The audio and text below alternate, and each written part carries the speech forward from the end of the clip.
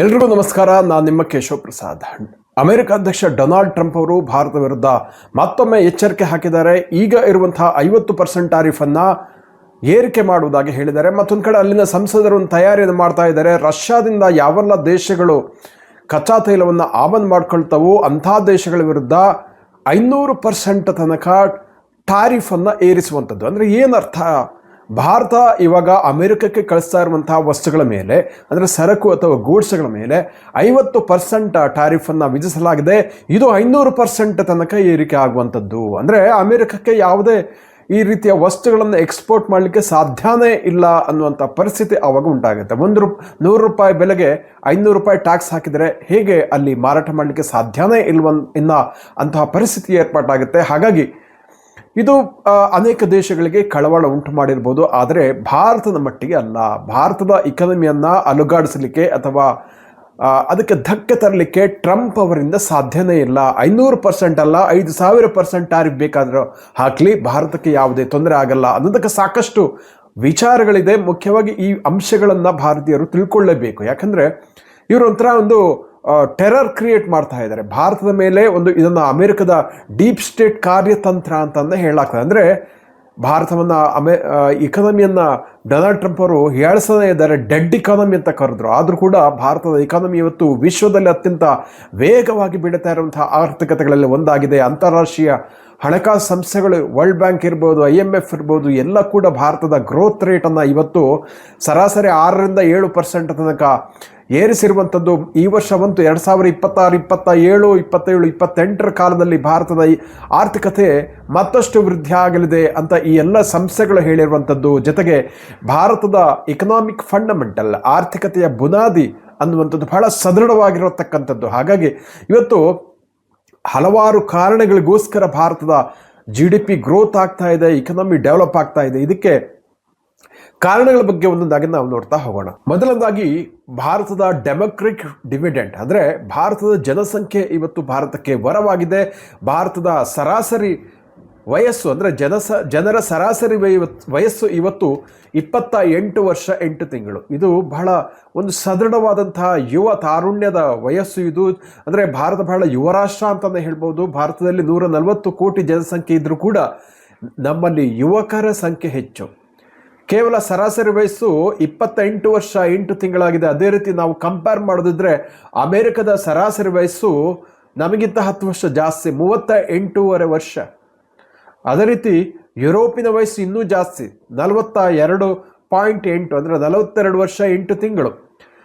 So America, Europe ಇತ್ಯಾದಿ ಪಾಶ್ಚಿಮಾತ್ಯ ರಾಷ್ಟ್ರಗಳಿಗೆ ಹೋಲಿಸಿದರೆ ಭಾರತ ಇವತ್ತು ಅತ್ಯಂತ ಯುವ ರಾಷ್ಟ್ರ. 30 ವರ್ಷಕ್ಕಿಂತ ಕೆಳಗೆ ಇದೆ ನಮ್ಮ ಸರಾಸರಿ ವಯಸ್ಸು ಅನ್ನುವಂಥದ್ದನ್ನು ಇಲ್ಲಿ ಗಮನಿಸ್ಬೋದು. ಹಾಗಾಗಿ ಭಾರತದ ಜನಸಂಖ್ಯೆಯೇ ಇವತ್ತು ಭಾರತಕ್ಕೆ ವರವಾಗಿ ಪರಿಣಮಿಸಿರುವಂಥದ್ದು. ಭಾರತದ ಯುವ ಶಕ್ತಿ ಇವತ್ತು ದೇಶವನ್ನು ಮುನ್ನಡೆಗೆ ತರ್ತಾ ಇರುವಂಥದ್ದು. UN ಪಾಪ್ಯುಲೇಷನ್ ಸ್ಟ್ಯಾಟಿಸ್ಟಿಕ್ಸ್ 2024 ವರದಿ ಇದನ್ನು ಹೇಳಿರುವಂಥದ್ದು. ಜೊತೆಗೆ ಇನ್ನೊಂದು ಬಹಳ ಭಾರತದ ಆಂಬಿಷನ್ ಅಂದರೆ ನೋಡಿ, ಭಾರತ GDPಗೆ $1 ಟ್ರಿಲಿಯನ್ ಸೇರಿಸಲಿಕ್ಕೆ, ಮೊದಲ $1 ಟ್ರಿಲಿಯನ್ ಸೇರಿಸಲಿಕ್ಕೆ 60 ವರ್ಷಗಳನ್ನು ತೆಗೆದುಕೊಂಡಿತ್ತು. ಆದರೆ ಇವತ್ತು ಭಾರತ $4 ಟ್ರಿಲಿಯನ್ ಇಕನಾಮಿ ಆಗಿರುವಂಥದ್ದು. ಅಮೇರಿಕ, ಚೀನಾ, ಜರ್ಮನಿ ಬಿಟ್ಟರೆ 4ನೇ ಅತಿ ದೊಡ್ಡ ಆರ್ಥಿಕತೆಯಾಗಿ ಇತ್ತೀಚೆಗೆ ಹೊರಹೊಮ್ಮಿಸುವಂಥದ್ದು ಜಪಾನನ್ನು ಹಿಂದಿಕ್ಕಿದೆ. ಇನ್ನೇನು ಜರ್ಮನಿಯನ್ನು ಕೂಡ ಹಿಂದಿಕ್ಕುವುದು ದೊಡ್ಡ ಸಂಗತಿಯಲ್ಲ. 2027-28 ವೇಳೆಗೆ, ಅಂದರೆ ಈ ವರ್ಷದ ಅಂತ್ಯಕ್ಕೂ ಕೂಡ ಆದರೆ ಸಾಧ್ಯ ಇದೆ. ಜರ್ಮನಿಯನ್ನು ಹಿಂದಿಕ್ಕಿರುವಂಥದ್ದು ದೊಡ್ಡ ಸಂಗತಿಯಲ್ಲ. ನಂತರ ಚೀನಾ ಮತ್ತು ಅಮೆರಿಕ ಮಾತ್ರ ಭಾರತದ ಮುಂದೆ ಇರುತ್ತೆ. ಹಾಗಾಗಿ ಭಾರತದ GDP ಗ್ರೋತ್ ಬಹಳ ವೇಗವಾಗಿ ಆಗ್ತಾ ಇರುವಂಥದ್ದು. ಇದು ಖಂಡಿತವಾಗಿ ಕೂಡ ಡೊನಾಲ್ಡ್ ಟ್ರಂಪ್ ಅವರಿಗೆ ಅಸೂಯೆ ತಂದಿದೆ ಅನ್ನೋದರಲ್ಲಿ ಎರಡು ಮಾತಿಲ್ಲ. ಯಾಕೆಂದರೆ ತಜ್ಞರ ಪ್ರಕಾರ ಭಾರತ ಯಾವ ಸದೃಢ ಸ್ಥಿತಿಯಲ್ಲಿ ಇದೆ ಅಂದರೆ ಮುಂದಿನ 12ರಿಂದ 18 ತಿಂಗಳಲ್ಲಿ ಮತ್ತೆ $1 ಟ್ರಿಲಿಯನ್ ಆ್ಯಡ್ ಆಗ್ಬೋದು. ಇದೇ ರೀತಿಯಾಗಿ ಭಾರತ ಮುಂಬರುವ ವರ್ಷಗಳಲ್ಲಿ ಪ್ರತಿ 12ರಿಂದ 18 ತಿಂಗಳಿಗೆ, ಅಂದರೆ 1ರಿಂದ 1.5 ವರ್ಷಕ್ಕೆ ಸರಾಸರಿಯಾಗಿ ಪ್ರತಿ $1 ಟ್ರಿಲಿಯನ್ ಆ್ಯಡ್ ಮಾಡ್ತಾ ಹೋಗುತ್ತೆ GDPಗೆ ಅನ್ನುವಂಥದ್ದು. ಸೊ ಹಾಗಾಗಿ ಭಾರತದ ಟಾರ್ಗೆಟ್ ಬಹಳ ದೊಡ್ಡದಿದೆ. ಮುಂದಿನ 2026 6/27 ನಂತರ 2047 ತನಕ ನಾಮಿನಲ್ GDP ಅನ್ನು ಏರಿಸುವಂತಹ ಒಂದು ಟಾರ್ಗೆಟ್ ಅನ್ನು ಭಾರತ ಹಾಕಿಕೊಂಡಿರುವಂಥದ್ದು. 9% ತನಕ ನಾಮಿನಲ್ GDP ಅನ್ನು ಏರಿಸಬೇಕು ಅನ್ನುವಂತಹ ಒಂದು ಮಹತ್ವಾಕಾಂಕ್ಷೆಯನ್ನ ಭಾರತ ಹೊಂದಿರುವಂಥದ್ದು. ಅದಕ್ಕೆ ಬೇಕಾದಂತಹ ರಿಫಾರ್ಮೇಷನ್, ಆರ್ಥಿಕ ಸುಧಾರಣಾ ಕ್ರಮಗಳನ್ನು ಭಾರತ ಆಲ್ರೆಡಿ ಮಾಡ್ತಾ ಇರುವಂಥದ್ದನ್ನು ನಾವು ನೋಡ್ತಾ ಇದ್ದೀವಿ. ಹಾಗಾಗಿ ಭಾರತದ ಡೆಮೋಕ್ರೆಟಿಕ್ ಡಿವಿಡೆಂಟ್ ಮತ್ತು ಈ GDP ಗ್ರೋತ್ ಜೊತೆಗೆ ಸ್ಟ್ರಕ್ಚರಲ್ ರಿಫಾರ್ಮ್ಸ್ ಆಗ್ತಾ ಇರುವಂಥದ್ದನ್ನು ನಾವು ನೋಡ್ತಾ ಇದ್ದೀವಿ. ಪ್ರತಿ ತಿಂಗಳು 1.5 ಇಂದ 2 ಲಕ್ಷ ಕೋಟಿ ರೂಪಾಯಿ ತನಕ GST ಕಲೆಕ್ಷನ್ ಆಗ್ತಾ ಇರುವಂಥದ್ದನ್ನು ನಾವು ನೋಡ್ತಾ ಇದ್ದೀವಿ. ಡೊಮೆಸ್ಟಿಕ್ ಕನ್ಸಂಪ್ಷನ್ ಬಹಳ ಚೆನ್ನಾಗಿ ಆಗ್ತಾ ಇರುವಂಥದ್ದನ್ನು ನಾವು ನೋಡ್ತಾ ಇದ್ದೀವಿ. ಇದೆಲ್ಲ ಕೂಡ ಭಾರತದ ಇಕನಾಮಿಕ್ ಫಂಡಮೆಂಟಲನ್ನು ಸದೃಢಗೊಳಿಸಿದೆ ಅಂತ ಹೇಳ್ಬೋದು. ಅದೇ ರೀತಿಯಾಗಿ ಭಾರತದ ವ್ಯಾಪಾರ ಇವತ್ತು ಕೇವಲ ಅಮೇರಿಕದ ಜೊತೆಗೆ ಮಾತ್ರ ಸೀಮಿತವಾಗಿಲ್ಲ.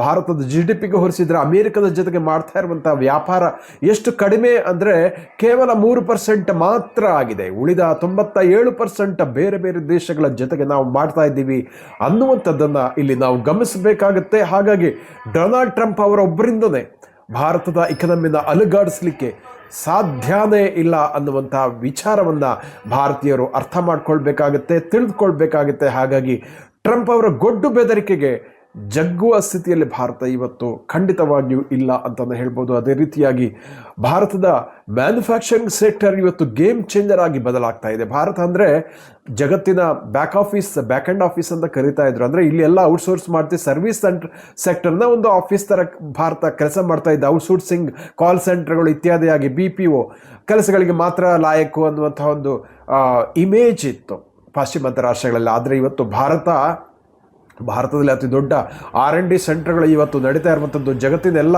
ಬಹುತೇಕ ಕಾರ್ಪೊರೇಟ್ ಪ್ರಮುಖ ಕಂಪನಿಗಳು ಇವತ್ತು ಭಾರತದಲ್ಲಿ, ಮುಖ್ಯವಾಗಿ ಬೆಂಗಳೂರಿನಲ್ಲಿ ತಮ್ಮ R&D ಸೆಂಟರ್ಗಳನ್ನು ನಡೆಸ್ತಾ ಇವೆ ಅನ್ನೋದನ್ನು ಮರಿಬಾರ್ದು. ಬೆಂಗಳೂರು ಅಂತಲ್ಲ, ಭಾರತ ಪ್ರಮುಖ ನಗರಗಳಲ್ಲಿ ಇವತ್ತು ನಾನಾ ಕಂಪನಿಗಳ R&D ಸೆಂಟರ್ಗಳು ನಡೀತಾ ಇದೆ. ಅದೇ ರೀತಿ ಭಾರತ ಇವತ್ತು PLI ಸ್ಕೀಮ್ ಇರ್ಬೋದು, ಮೇಕ್ ಇನ್ ಇಂಡಿಯಾ ಇರ್ಬೋದು, ಇತ್ಯಾದಿ ಯೋಜನೆಗಳ ಮೂಲಕ ಅನೇಕ ಕಾರ್ಪೊರೇಟ್ ಕಂಪನಿಗಳನ್ನು ಆಕರ್ಷಿಸ್ತಾ ಇದೆ. ಜಗತ್ತಿನ ನಾನಾ ತಂತ್ರಜ್ಞಾನ ಕಂಪನಿಗಳು ಭಾರತದಲ್ಲಿ ಇವತ್ತು ಇನ್ವೆಸ್ಟ್ಮೆಂಟನ್ನು ಮಾಡ್ತಾ ಇದೆ. ಮುಖ್ಯವಾಗಿ ಭಾರತ ಇವತ್ತು ಸೆಮಿಕಂಡಕ್ಟರ್ ತಯಾರಿಕೆ ಕೂಡ ಮುಂದುವಾಗಿರುವಂಥದ್ದು.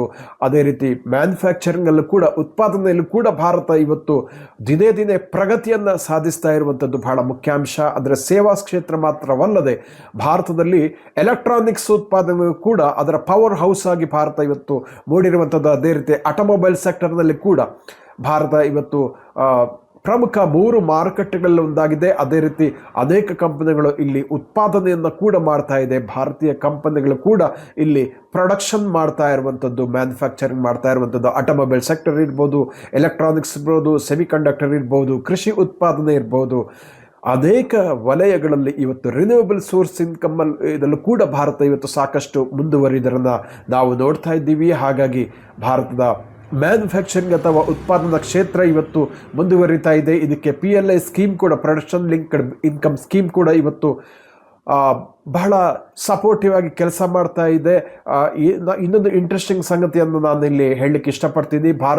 ಆಗಸ್ಟ್ನಲ್ಲಿ ಟ್ರಂಪ್ ಅವರು 50% ಟಾರಿಫನ್ನು ವಿಧಿಸಿದ ನಂತರ ಕೂಡ ಅಮೆಜಾನ್, ಮೈಕ್ರೋಸಾಫ್ಟ್, ಗೂಗಲ್ ಭಾರತದಲ್ಲಿ ಇವತ್ತು ದೊಡ್ಡ ಪ್ರಮಾಣದಲ್ಲಿ ಇನ್ವೆಸ್ಟ್ಮೆಂಟನ್ನು ಮಾಡ್ತಾ ಇರುವಂಥದ್ದು. ಉದಾಹರಣೆಗೆ ಅಮೆಜಾನ್, ಕಾಮರ್ಸ್ ದಿಗ್ಗಜ ಅಮೆಜಾನ್ $35 ಬಿಲಿಯನ್ ಇನ್ವೆಸ್ಟ್ಮೆಂಟನ್ನು ಮಾಡುವುದಾಗಿ ಮತ್ತು ಭಾರತದಿಂದ ಎಕ್ಸ್ಪೋರ್ಟನ್ನು ಮಾಡುವುದಾಗಿ ಅನೌನ್ಸ್ ಮಾಡಿರುವಂಥದ್ದು. ಇದರಿಂದ ಲಕ್ಷಾಂತರ ಉದ್ಯೋಗಗಳು ಕೂಡ ಕ್ರಿಯೇಟ್ ಆಗ್ತಾ ಇದೆ. ಅದೇ ರೀತಿ ಮೈಕ್ರೋಸಾಫ್ಟ್, ಬಿಲ್ ಗೇಟ್ಸ್ ಅವರ ಕಂಪನಿ $17.5 ಬಿಲಿಯನ್ ಮೊತ್ತವನ್ನು ಭಾರತದಲ್ಲಿ ಹೂಡಿಕೆ ಮಾಡುವುದಾಗಿ ಮತ್ತು ಇಲ್ಲಿ ಡೇಟಾ ಸೆಂಟರ್ಗಳನ್ನು ಅಭಿವೃದ್ಧಿಪಡಿಸಿರುವುದಾಗಿ ಅನೌನ್ಸ್ಮೆಂಟ್ ಮಾಡಿರುವಂಥದ್ದು. ಅದೇ ರೀತಿ ಗೂಗಲ್, ಇಂಟರ್ನೆಟ್ ಸರ್ಚ್ ಇಂಜಿನ್ ದಿಗ್ಗಜ ಗೂಗಲ್, ಸುಂದರ್ ಪಿಚೈ ಅವರು, ಭಾರತ ಮೂಲದ ಸುಂದರ್ ಪಿಚೈ ಅವರು ಇದರ CEO ಆಗಿದ್ದಾರೆ. ಗೂಗಲ್ ಕಂಪನಿ $15 ಬಿಲಿಯನ್ ಇಲ್ಲಿ ಡೇಟಾ ಸೆಂಟರ್ ಸ್ಥಾಪನೆ ಮಾಡಲಿಕ್ಕೆ ಇನ್ವೆಸ್ಟ್ಮೆಂಟ್ ಮಾಡುವುದಾಗಿ ಆಲ್ರೆಡಿ ಅನೌನ್ಸ್ಮೆಂಟ್ ಮಾಡಿರುವಂಥದ್ದು. ಅದಕ್ಕೆ ತಕ್ಕಂಥ ಸಿದ್ಧತೆಗಳು ಆಲ್ರೆಡಿ ಶುರುವಾಗಿರುವಂಥದ್ದನ್ನು ನಾವು ನೋಡ್ತಾ ಇದ್ದೀವಿ. ಹಾಗಾಗಿ ಜಗತ್ತಿನ ಪ್ರಮುಖ ಟೆಕ್ನಾಲಜಿ ಕಂಪನಿಗಳು ಇವತ್ತು ಭಾರತದಲ್ಲಿ ಇನ್ವೆಸ್ಟ್ಮೆಂಟ್ ಮಾಡ್ತಾ ಇದೆ ಅನ್ನುವಂಥದ್ದನ್ನು ನಾವು ಮರೆಯುವ ಹಾಗಿಲ್ಲ. ಹಾಗಾಗಿ ಒಂದು ಕಡೆ ಸೇವಾ ಕ್ಷೇತ್ರ, ಮತ್ತೊಂದು ಕಡೆ ಉತ್ಪಾದನಾ ಕ್ಷೇತ್ರ, ಎರಡೂ ಕ್ಷೇತ್ರಗಳಲ್ಲಿ ಭಾರತ ಇವತ್ತು ಮುಂದುವರಿತಾ ಇರುವಂಥದ್ದು.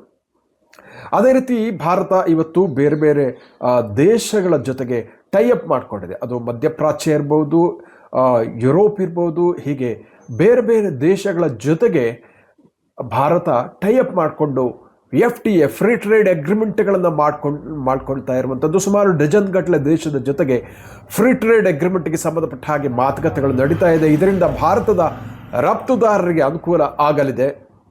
ಮುಖ್ಯವಾಗಿ ಯುರೋಪ್ ಇರ್ಬೋದು, ಮಿಡ್ಲ್ ಈಸ್ಟ್ ಇರ್ಬೋದು, ಆಸಿಯಾನ್ ಕಂಟ್ರೀಸ್ ಜೊತೆಗೆ ಭಾರತದ ಟ್ರೇಡ್ ಅಥವಾ ವ್ಯಾಪಾರ ನಡೀತಾ ಇರುವಂಥದ್ದು. ಇದರಿಂದಾಗಿ ಏನಾಗುತ್ತೆ, ಅಮೆರಿಕದ ಜೊತೆಗಿನ ಡಿಪೆಂಡೆನ್ಸಿ ಅಥವಾ ಅವಲಂಬನೆ ಕಡಿಮೆ ಆಗ್ತಾ ಇದೆ. ಹಾಗಾಗಿ ಟ್ರಂಪ್ ಅವರು ಡೆಡ್ ಇಕಾನಮಿ ಅಂತ ಸುಮ್ಮನೆ ಹೇಳಿರ್ಬೋದು, ಆದರೆ ಅದು ಖಂಡಿತವಾಗಿ ಅಲ್ಲ. ಭಾರತದ ಗ್ರೋತ್ ಅಥವಾ ಬೆಳವಣಿಗೆಯನ್ನು ಕಂಡು ಅಸೂಯೆಯಿಂದ ಅವರು ಹೇಳ್ತಾ ಇರುವಂತಹ ಮಾತು ಅಂತಾನೆ ಹೇಳಬೇಕಾಗುತ್ತೆ.